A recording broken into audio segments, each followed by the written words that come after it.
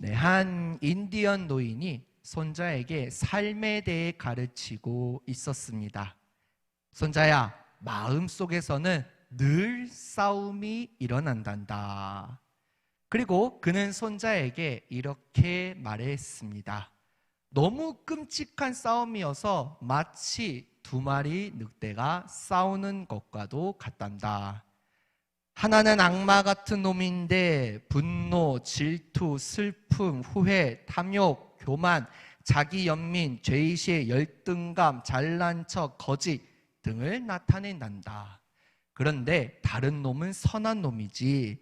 이놈은 기쁨, 평화, 사랑, 희망, 친절, 겸손, 진실, 연민, 신뢰, 감사, 그리고 믿음을 나타낸단다. 이 같은 싸움이 내 안에서도 일어나고 모든 사람의 마음에서도 일어나고 있어.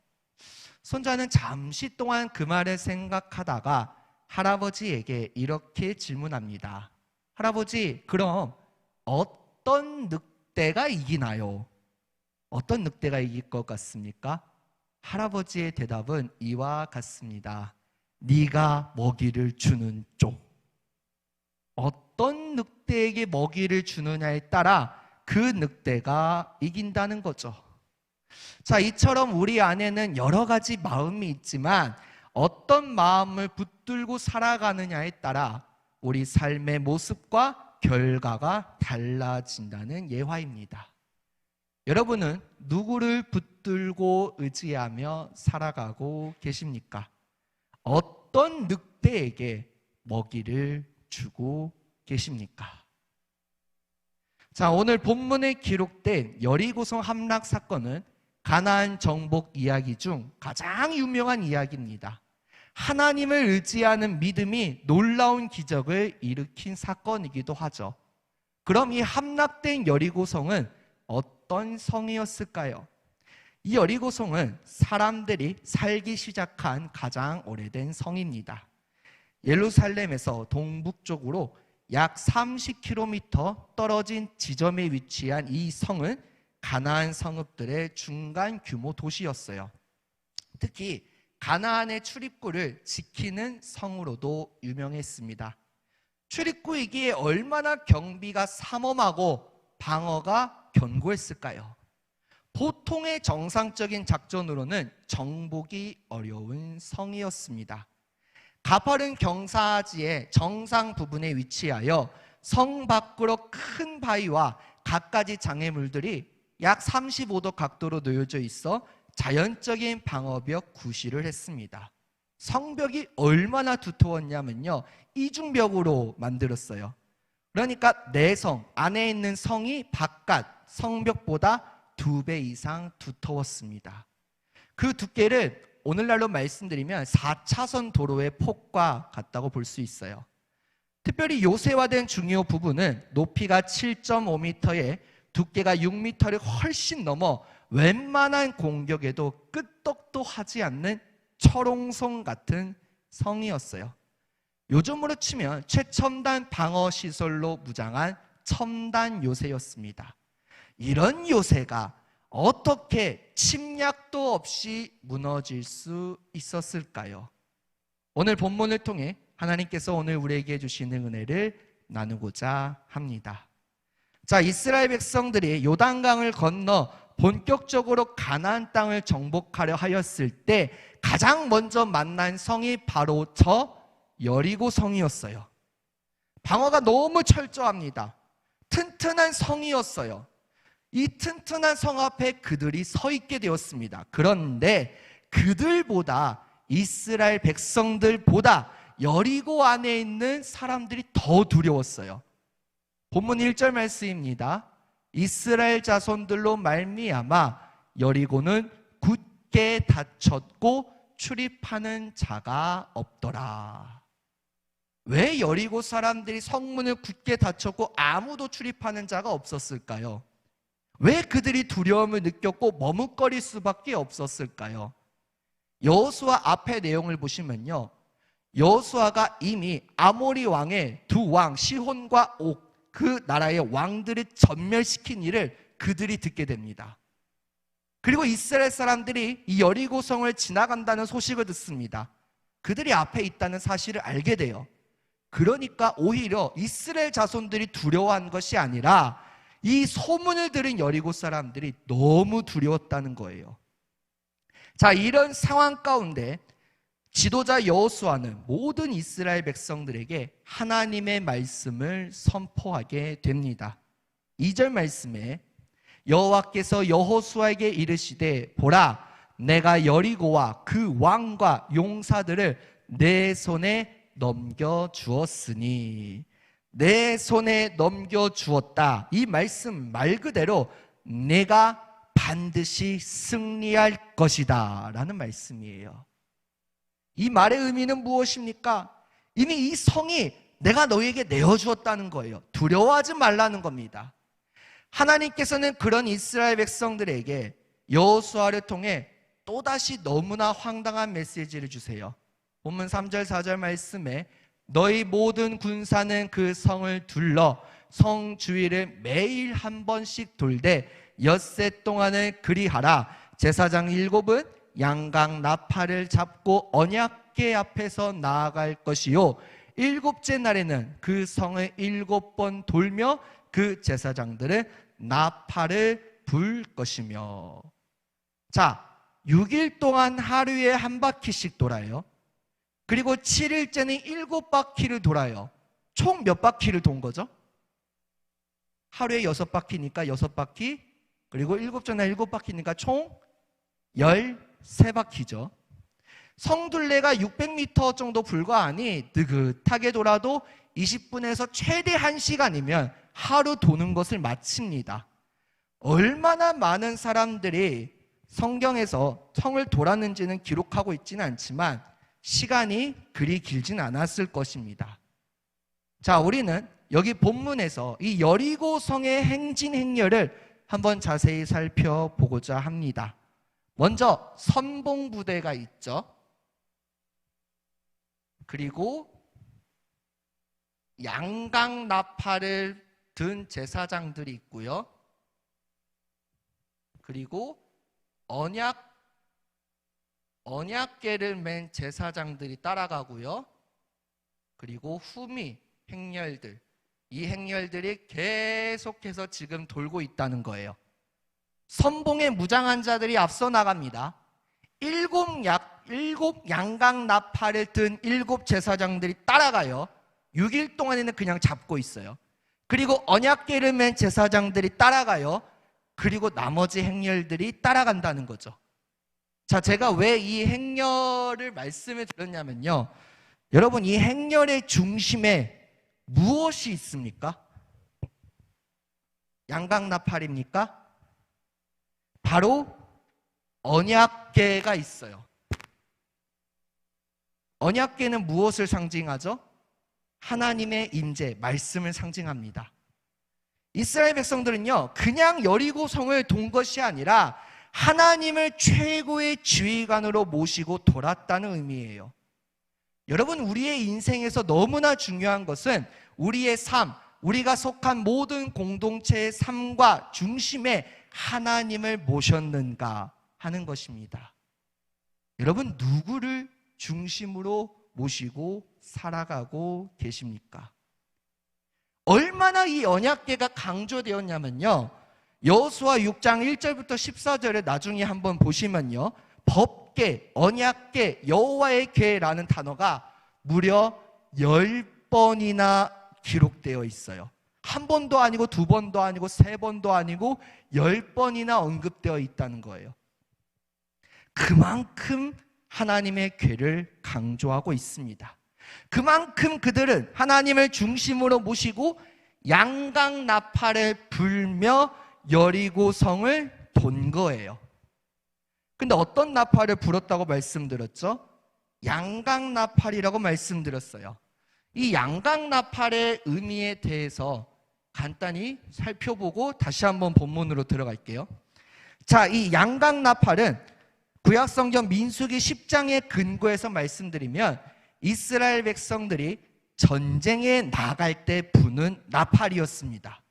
그 외에도 여러 가지 의미들이 있는데요, 한 7가지 정도가 있는데 빠르게 말씀드릴게요. 첫 번째로 하나님의 임재를 나타냅니다. 말씀이 준비되어 있습니다. 출애굽기 19장 16절 19절 말씀입니다. 우리 한번 다 함께 읽을게요. 출애굽기 19장 16절 19절 말씀. 출애굽기 19장 16절 19절 말씀 한번 띄워주세요. 네, 셋째 날 아침에 우레와 번개와 빽빽한 구름이 산 위에 있고 나팔 소리가 매우 크게 들리니 진중에 있는 모든 백성이 다 떨더라. 나팔 소리가 점점 커질 때에 모세가 말한즉 하나님이 음성으로 대답하시더라. 하나님의 임재를 상징해요. 나팔 소리가 매우 크게 들립니다. 하나님의 임재 가운데 모든 이스라엘 백성들이 떨어요. 그리고 나팔 소리가 작았다가 점점 커질 때에 모세가 말한즉 하나님께서 임재하셔서 말씀하셨다는 거예요.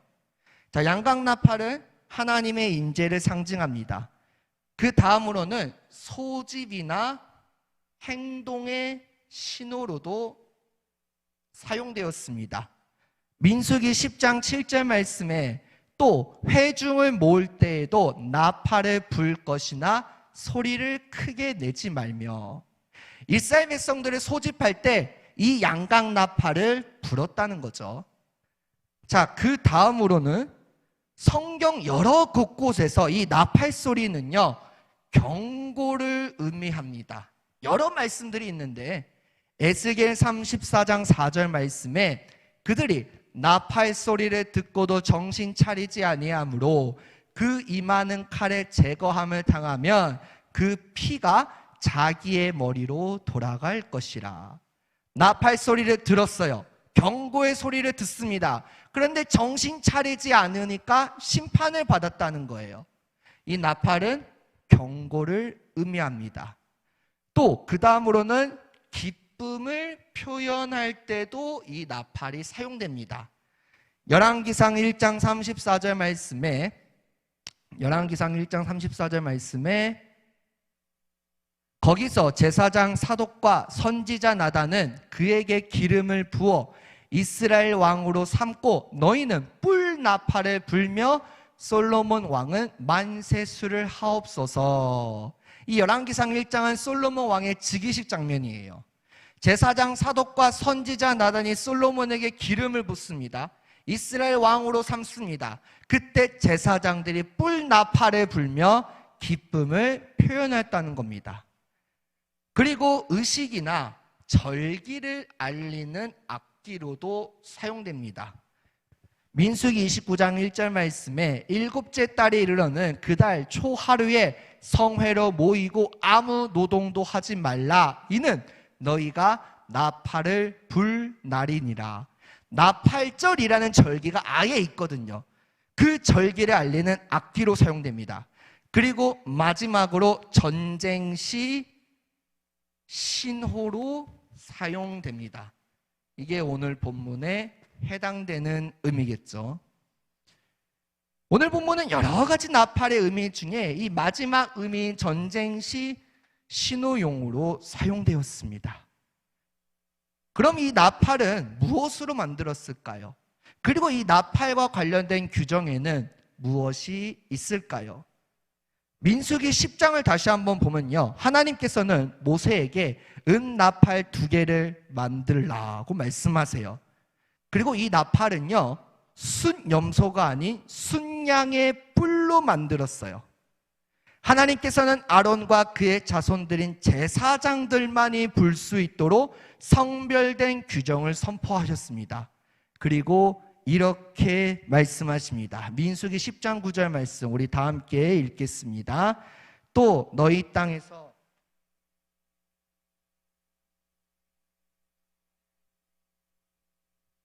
너희 하나님 여호와가 너희를 기억하고 너희를 너희의 대적에게서 구원하시리라. 너희 땅에서 자기를 압박하는 대적을 치러 나갈 때에는 나팔을 크게 부르라는 거예요.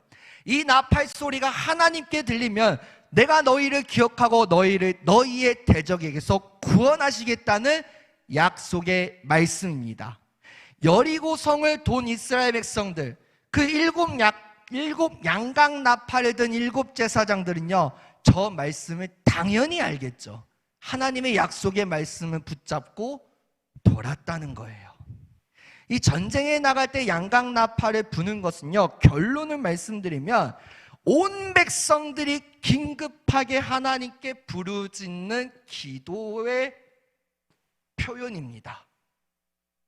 이스라엘 백성들은 여리고성을 6일 동안 조용히 돌고 7일째 양각 나팔을 불 때 하나님께 기도한 거예요. 위기 가운데 기도한 겁니다. 그들은 7일을 돌으며 양각 나팔을 잡았고 마지막 날에 이 양각 나팔을 크게 불어 간절히 기도함으로 하나님의 승리를 경험한 것이죠. 자, 그럼 하나님께서는 왜 하필 7일을 돌으라고 말씀하셨을까요? 뭐 여러 가지 이유가 있지만 여러분, 성경에서 7이라는 숫자의 상징, 우리 목사님께서도 많이 말씀하셨죠? 무엇입니까? 완전한 거죠. 완전한 거. 7이라는 숫자를 지속적으로 하나님께서 사용하신 것은요, 이 여리고성 정복은 너희들이 한 것이 아니라 하나님의 사역이었음을 강조하기 위함입니다. 본문에서 7이 이처럼 기록되어 있는 것은 이스라엘 백성들을 위해 싸우시는 여호와 하나님의 포괄적인 승리를 강조하기 위함입니다. 너희가 한 것이 아니다. 전적으로 나 여호와가 한 것이다 라는 말씀이죠. 이 7이라는 숫자도요, 오늘 본문에 보시면 아까 하나님의 괴라는 단어가 10번이나 반복되었다고 말씀드렸잖아요. 근데 이 일곱 번째란 단어는 무려 14번이나 기록되어 있습니다. 10번도 아니고 14번이나 강조하고 있다는 거죠. 일곱 제사장이 일곱 나팔을 불며 7일 동안 여리고성을 돌았고 7일째 되는 날은 7바퀴를 돌았습니다. 7째 날까지 기다려야 한다는 것. 그냥 기다렸습니까? 아니에요. 아무 말도 하지 않고 조용히 침묵하며 하루에 한 바퀴씩 돌았어요. 이게 얼마나 참으로 무모하기도 하고 어처구니 없는 일이죠. 근데 하나님의 말씀이었잖아요. 여호수아 6장 10절 말씀에 여호수아가 백성에게 명령하여 이르되 너희는 외치지 말며 너희 음성을 들리게 하지 말며 너희 입에서 아무 말도 내지 말라. 그리하다가 내가 너희에게 명령하여 외치라 하는 날에 외칠지니라 하고, 하루에 한 바퀴씩 6일 동안 조용히 돌고 7일째 되는 날 7번 돌며 외치라 할 때 마음껏 외치라고 말씀하신 이유, 이 말씀은요, 숫자보다 이스라엘 백성들이 그만큼 인내하라는 말씀입니다. 사람의 입장에서 전쟁을 빨리 치루어서 승리하든 패배하든 결과가 나왔으면 좋겠지만 하나님께서는 이스라엘 백성들에게 기다릴 것을 요구하십니다. 하나님의 일은 인내 없이는 이루어지는 법이 없거든요. 여러분, 하나님의 일은 하나님께서 하나님의 방법으로 하나님의 사람을 통해 하나님의 때에 이루십니다. 여리고성을 무너뜨릴 것은 인간의 창칼이 아니라 하나님이심을 기억하기 위해서 하나님께서는 그들에게 인내를 요구하십니다. 마지막 7일째 7바퀴를 다 돌았는데도 아무런 인기척이 나지 않았어요. 아직은 외치기 전이거든요.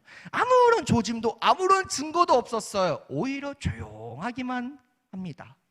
이처럼 침묵이 정말로 쉬운 일이 아니거든요. 자, 그러면 하나님께서 왜 이스라엘 백성들에게 침묵하라고 말씀하셨을까요? 이스라엘 백성들이 자주 하는 것이 무엇입니까? 불평, 원망, 불만이지 않습니까? 누구보다 하나님께서 잘 알고 계셨어요. 그래서 그 입을 막으셨습니다. 자주 리더를 판단하고 욕하며 감사하지도 않고 반항하기만 하는 백성들의 입을 굳게 봉하셨습니다. 삼국지에 보면요, 이런 말이 있습니다. 말을 너무 많이 하면 마음이 빈다라는 말이 있어요. 시간은 금이다라는 말씀은 들어보셨을 거예요. 근데 침묵은 금이다라는 말도 있거든요. 끝까지 침묵하고 오히려 말을 줄이고 인내하니 그 시간이 적들에게는 두려움으로 변하기 시작하는 거예요. 그들이 돌았을 때 여리고성의 사람들이 안 쳐다봤을까요? 분명히 쳐다봤을 거예요. 근데 뭐 하는 거지? 6일 동안 조용히 그냥 돌아요. 돌다가 가고 돌다가 가고 돌다가 가고. 이게 뭘까? 저들이 하는 게 무엇일까? 궁금증, 호기심보다 그들은 두렵다는 거예요. 여리고성 사람들이 말이죠. 불평과 불만의 오합지졸 군대였던 이스라엘 백성들이 그렇다면 어떻게 이렇게 순종할 수 있었을까요? 이미 모세 시대 때 자기의 조상들이 한 행적을 알고 있었고 하나님께 순종 잘했던 심참 리더인 여호수아가 말씀하시니 그들이 따른 거예요. 짐 엘리어트라는 신학자는요, 이런 말을 했습니다. 사탄은 적어도 세 가지를 확실하게 장악하고 있습니다. 그것은 소음, 조급함, 그리고 군중입니다. 여러 잡다한 이야기, 여러 소음들과 군중들의 이 조급함, 급한 것들이 하나님의 말씀에 순종하는 것을 막는 길이라는 거예요. 이러한 행적을 알고 가나안 땅을 향해 꾸준히 나아갔던 이스라엘 백성들은요, 이미 앞서 말씀드렸지만 일찍이 요단강 동편에서 군사력이 강력했던 아모리 족속들을 향해 나아가서 물리친 적이 있어요.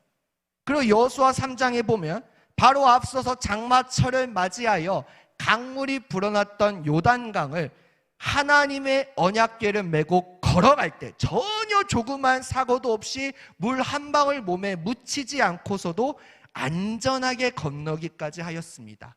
그러한 놀라운 기적들을 경험한 그들이 여호수아를 통해 오늘 하나님의 음성을 들은 것이죠. 이스라엘 백성들이 그 말씀에 순종하면 그 성벽이 무너져 내릴 테니 모든 백성들은 뒤도 돌아보지 말고 그곳으로 각기 앞으로 올라가라고 말씀하세요. 이 모든 것을 보고 이 모든 것을 경험하고 알았던, 믿었던 이스라엘 백성들은 그 말씀에 순종하였습니다. 하나님께서는 계속해서 마지막 날 이 축제의 나팔을 길게 불면서 백성들에게 큰 소리로 승리의 함성을 외치라고 명령하십니다. 우리가 살펴보지 않았지만 여호수아 6장 16절과 20절 말씀입니다. 7번째 제사장들이 나팔을 불 때에 여호수아가 백성에게 이르되 외치라, 여호와께서 너희에게 이 성을 주셨느니라. 이에 백성은 외치고 제사장들은 나팔을 불매 백성이 나팔 소리를 들을 때에 크게 소리질러 외치니 성벽이 무너져 내린지라. 그들은 승리가 눈에 보이기도 전에 미리 승리를 선언해 버린 거예요. 하나님의 말씀에 순종하며 외치라, 여호와께서 이 성을 너희에게 주셨느니라. 나팔 소리가 들립니다. 신호가 들려요. 다 나팔 소리가 들을 때 얼마나 크게 소리질러 외쳤는지 성벽이 무너져 내린 것이죠. 아직 이루어지지 않은 승리를 믿고 외친 것, 이것이 바로 그들의 믿음입니다. 성이 무너지기 전에 이미 성이 무너질 것을 확신하는 것, 바로 이것이 믿음이죠. 그들은 하나님의 말씀을 이해했기에 기적이 일어난 것이 아니라 도저히 믿을 수도 없는 상황과 환경 속에서도 그 말씀에 온전히 믿고 순종하였기 때문에 놀라운 기적, 승리를 경험한 것입니다. 우리도 우리의 지식과 경험으로도 따를 수 없는 조건들 속에서도 매일 듣는 그 말씀에 귀를 기울이십시오. 또한 그 말씀에 우리의 삶 가운데 믿고 순종하며 나아가는 자가 되어야 합니다. 하나님께서는 그런 자가 저와 여러분들이 되기를 원하십니다. 오늘 이 예배의 자리에 나온 여러분은 하나님의 말씀을 삶 가운데 순종하며 나아가고 계십니까? 하나님께서는 우리가 믿음을 가지고 순종하며 전진하며 나아가기를 원하십니다. 우리가 아는 여리고성 함락 사건은 여기까지예요.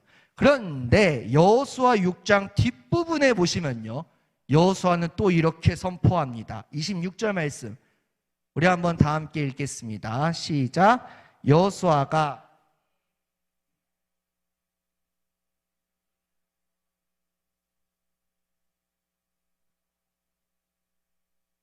그 기초를 쌓을 때에 그의 맏아들을 잃을 것이요 그 문을 세울 때에 그의 막내 아들을 잃으리라 하였더라.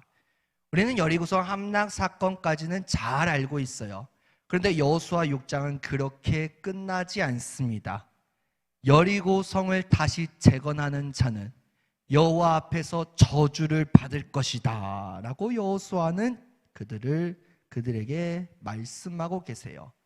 그럼 왜 여호수아는 이 여리고성 재건을 저주하였을까요?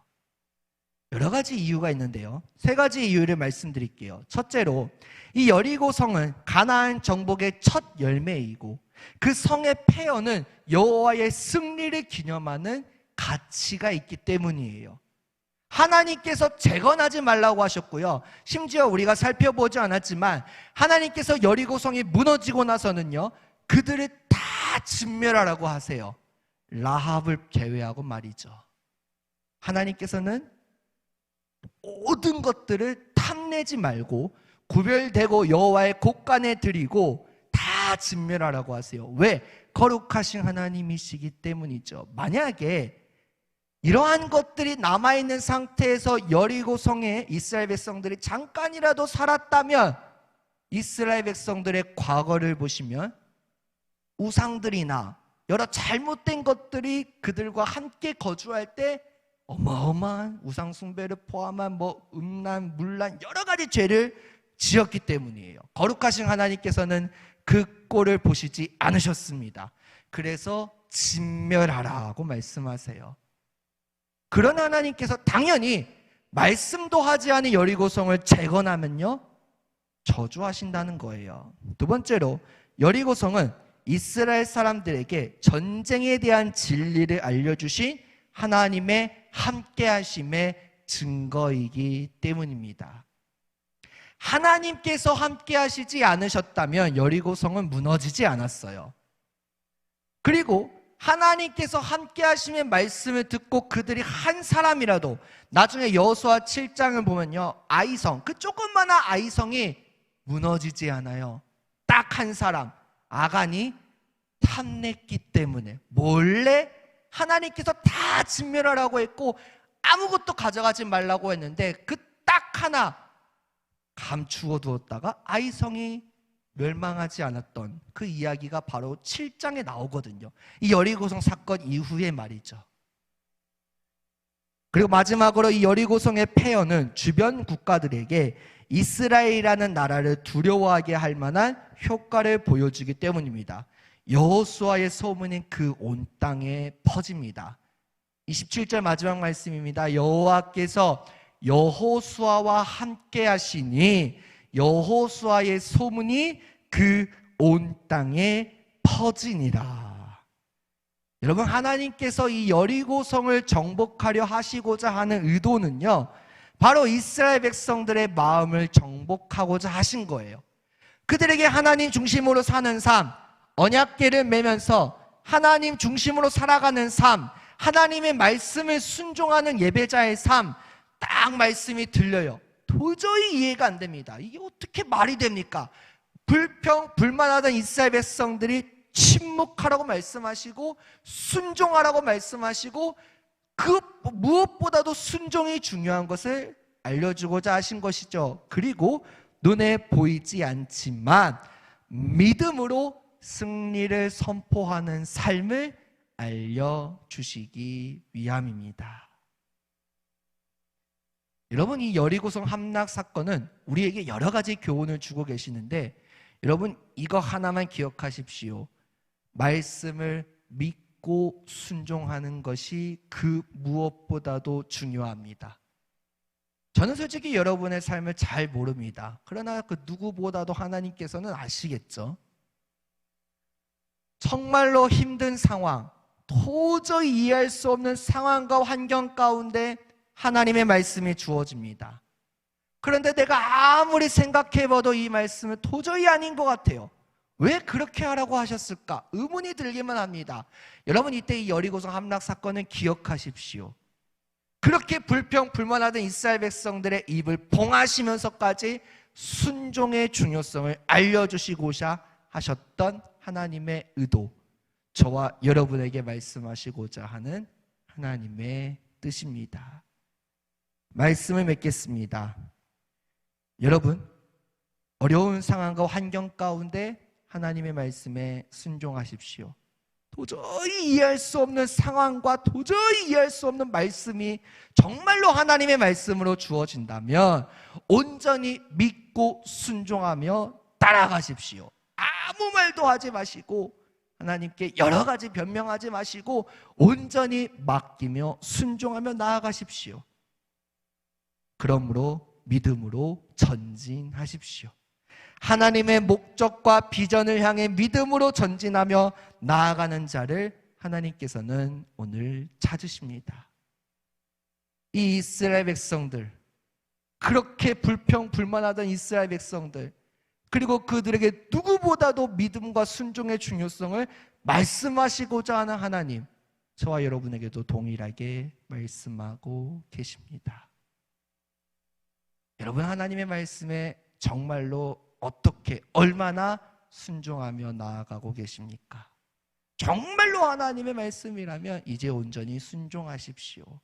순종이 제사보다 낫다라고도 말씀하시지 않으셨습니까?